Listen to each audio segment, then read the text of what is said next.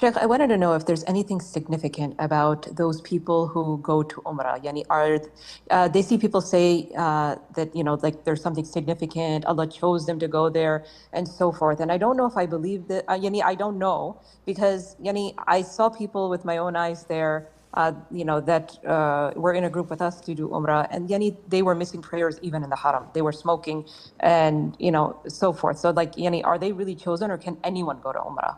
First of all, we are not judges. Allah did not send us to judge people and to label, this one is chosen, this one is cursed, this one is this one is that. This is not our job. Secondly, when we spend time looking and scrutinizing others, Shaitan will make us forget our own selves and our own sins. And this is a catastrophe. This is a big, big problem. Thirdly, no doubt that Allah Azza wa Jal is the most generous, the most merciful, and the most kind. He may guide people to go for Umrah, yet such people are openly sinners. They sin openly, and they do a lot of heinous and bad things. Does it mean that Allah has chosen them to be the chosen ones? Of course not. Yet Allah has blessed them. As Allah subhanahu wa ta'ala blesses disbelievers.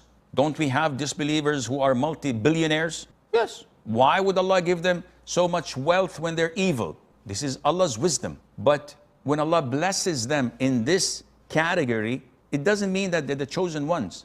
Because Allah gives the dunya, gives the health, gives the wealth to those whom He loves and those whom He does not love. Yet He only gives Iman. He only gives Islam to those whom He has selected and whom He loves. So something that is beyond our paycheck and pay grade. Allah selects these people and they make them come to the holy lands and they perform Umrah.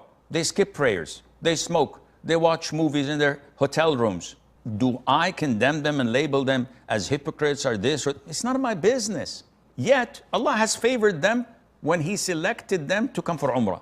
Does this mean that everything is gone and they have a carte blanche to do whatever they want? Of course not. Yet again, this is something between them and Allah Azza wa Jal. We pray for them to be guided. So many people went and came back, and to us we don't see any benefit or value, but they've benefited. Or they will benefit in a couple of years' time when Allah opens their heart and throws the light of guidance in it. We never know how Allah Azza wa Jal guides people. So again, we have two concepts or two perspectives: judging people and neglecting ourselves. We should not judge people. We judge people according to what we see. We don't say like the Americans do, hey, don't judge me. No, I'm gonna judge you. If you smoke pot, I'm gonna judge you. If you fornicate, I'm gonna judge you. If you don't pray on time, I'm gonna judge you. Because when someone asks me, I'm gonna say, he does these things. This is what I see. What I don't judge is your intention, what's in your heart, what will happen to you on the day of judgment.